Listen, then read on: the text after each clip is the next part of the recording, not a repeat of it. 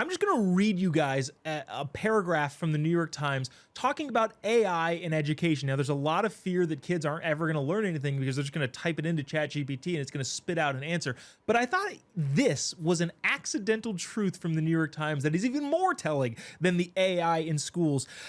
A few weeks into her sophomore year in college, Leah Burrell got a notification that made her stomach drop. She received a 0 on an assignment worth 15% of her final grade in a required writing class. A brief note, the professor explained that he believed she had outsourced the composition of her paper, a mock cover letter, to an AI chatbot. Now, Anthony, yes, it's bad if kids are starting to exclusively use chatbots, but the thing that I found fascinating about this particular paragraph, a sophomore in college, 15% of her grade was a cover letter?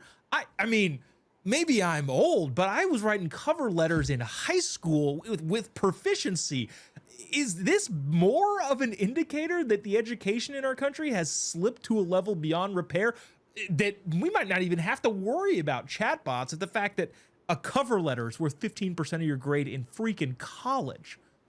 Oh yeah, it's definitely been on the decline and it's definitely been failing because you see the outlook of it. Everyone Mm. always thinks it's policies that fail, it's legislation that fails, it's politicians and all these other things. I'm like, those are byproducts of the people who ask for them. And I said the only way to tell if something is worth its validity are two things: through the results of what people produce and time.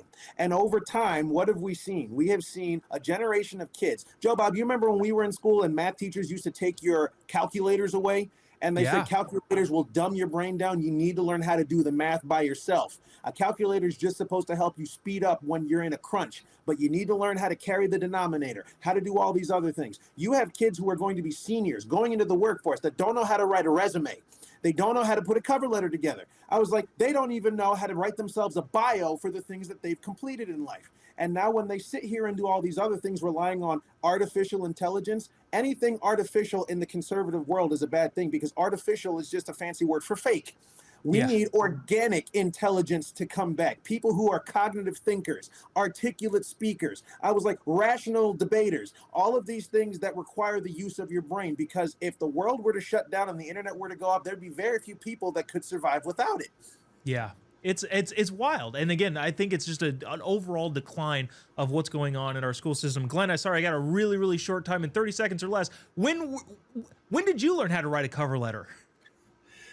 Well, I've been writing cover letters my whole life, at least my whole adult life. It's not that hard. And honestly, AI can be great to get you started on that path.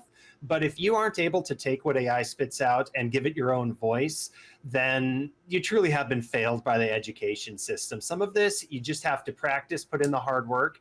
And if you do that, you'll find the right job. Yeah, now this girl said that she didn't use AI, but again, my biggest thing that I'm caught up on is the fact that 15% of her grade, a big chunk of her grade, was based as a sophomore in college, was based around something so rudimentary. I think a junior high school student could do it.